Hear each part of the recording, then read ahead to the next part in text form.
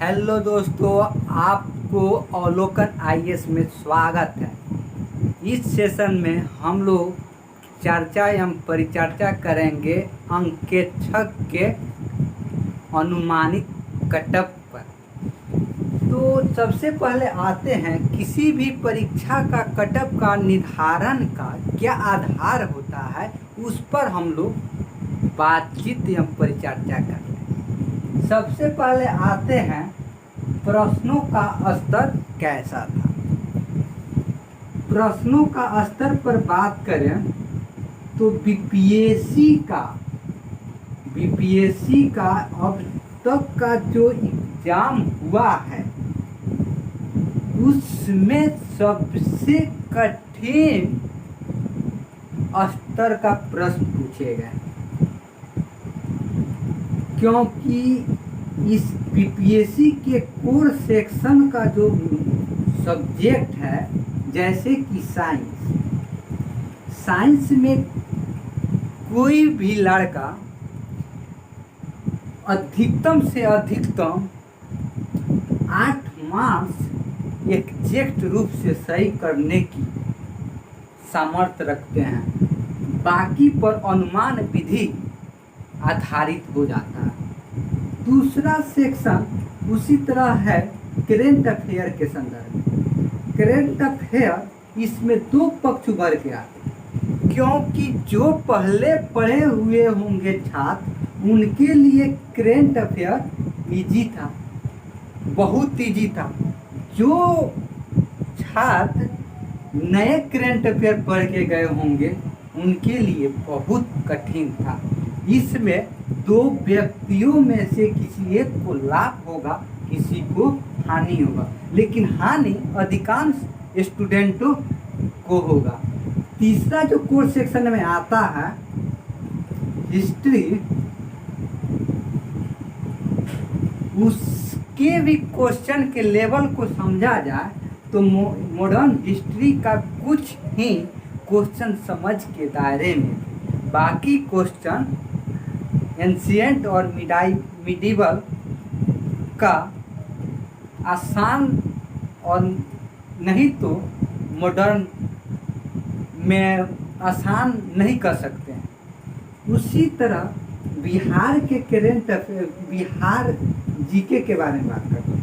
बिहार में दो पक्ष ज़्यादा कर 2011 की जनगणना से पूछा गया। जो छात्र 2011 की जनगणना बिहार को पढ़ के गए होंगे उनको आसान लग रहा होगा। और दूसरा बात कि जो छात्र हिस्ट्री का पढ़ के गए होंगे या करेंट अफेयर, उनको भी यह सब्जेक्ट आसान लग रहा होगा। कह सकते हैं कोर सेक्शन में केवल बिहार ही आसान था। और उसके बाद से जो हम ग्रुप बी में रखते हैं कि सब्जेक्ट को, उसमें था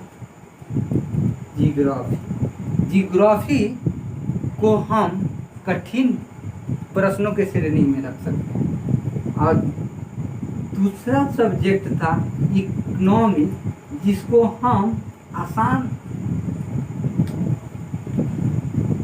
प्रश्नों की श्रेणी में रख सकते हैं। तीसरा पॉलिटी था, इसको भी आसान और कठिन प्रश्नों को श्रेणी में रख सकते हैं। हम मैथ को भी इन्हीं सब श्रेणी मिला जुला कर हम कह सकते हैं बीपीएससी का जब अभी तक जो एग्जाम हुआ है उसमें सबसे कठिन प्रश्नों की दायरा लेकर आई हुई है। इससे स्पष्ट होता है, इससे पूर्व बीपीएससी ने जो एग्जाम कराया है उससे अधिक कटअप कभी नहीं जाएगा। यह कटअप इससे कम ही रहेगा।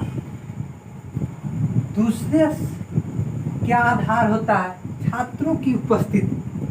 लगभग इस एग्जाम में 26,000 से 27,000 छात्रों ने फॉर्म भरा था, जिसमें से 50 से 52% छात्रों ने ही उपस्थित हुए थे, यानी 13,000 से लेकर 14,000 के बीच में छात्र नहीं उपस्थित हुआ था।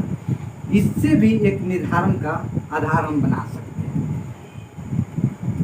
तीसरा जो आधार है मेरा, सीटों की संख्या।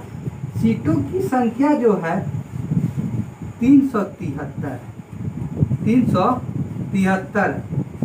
अब बीपीएससी जो अपने सीटों का 10 गुना रिजल्ट देती है, लेकिन समांतर देखा गया है यह 10 गुना से हमेशा अधिक रिजल्ट और 15 गुना के बीच में, अर्थात 12 गुना माना जा सकता है, जिसके आधार पर हम कह सकते हैं 4500 के आसपास रिजल्ट देगी। और चौथा जो पॉइंट है, परीक्षा का माहौल। इस समय परीक्षा का माहौल जो था, एक 66वीं बीपीएससी था, दूसरा दरोगा का एक एग्जाम था। उसी दिन जो व्यक्ति 66वीं मेंस दे रहा होगा उसका ध्यान इस पर ना होकर मेंस पर होगा, जिसके कारण इस वर्गों से हम लोग, इस वर्गों का कंपटीशन नहीं हो सकता। जो व्यक्ति दरोगा में उपस्थित हुए होंगे इसमें उपस्थित नहीं होंगे। इन सब आधारों को हमने मूल्यांकन कर एक निश्चित कटअप क्या होगा उसको हमने अनुमानित किया गया।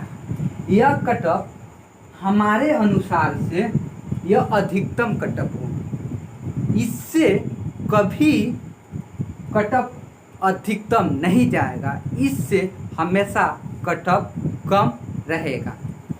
अब हम देखते हैं कि कैटेगरी वाइज किन वर्गों में कितना कटअप जाने की संभावना व्यक्त की जा रही है।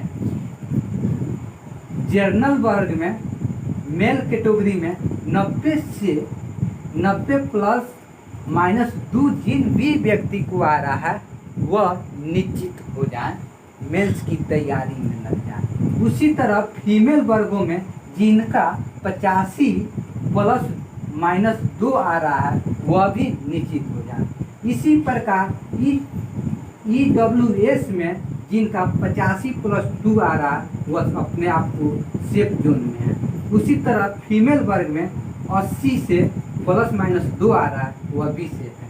EBC में 80 से कम नहीं लेकिन 80 प्लस है वह श्योर हो सकते हैं। उसी तरह फीमेल वर्ग में 75 प्लस होना चाहिए। ST में 78 प्लस माइनस 2 है तो वह भी श्योर है। फीमेल में 75 प्लस 2 है वह भी श्योर है। उसी प्रकार SE में 75 प्लस माइनस 1 है, 1 और 2 है वह भी श्योर है। उसी प्रकार SC में फीमेल वर्ग का 70 प्लस माइनस 2 है वह श्योर है। जिन कोई यह कटअप में हैं वह आँख मूंदकर बिना सोचे समझे आप मेंस में लग जाएं। किसी प्रकार के आप अनुमानित कटअप के फेरा में न पड़कर अपने बहुमूल्य समय को बर्बाद न करें। ये आप पीटी की परीक्षा की प्रमाण पत्र लेकर कुछ भी नहीं कर सकते हैं, क्योंकि 1-2 मंथ के बाद उस रिजल्ट की परिणाम आपके सामने धूमिल पड़ती हुई दिखाई देगी, जिसके कारण आप लोग से मेरी अनुरोध है कि आप लोग मेंस की तैयारी करने में लग जाएं।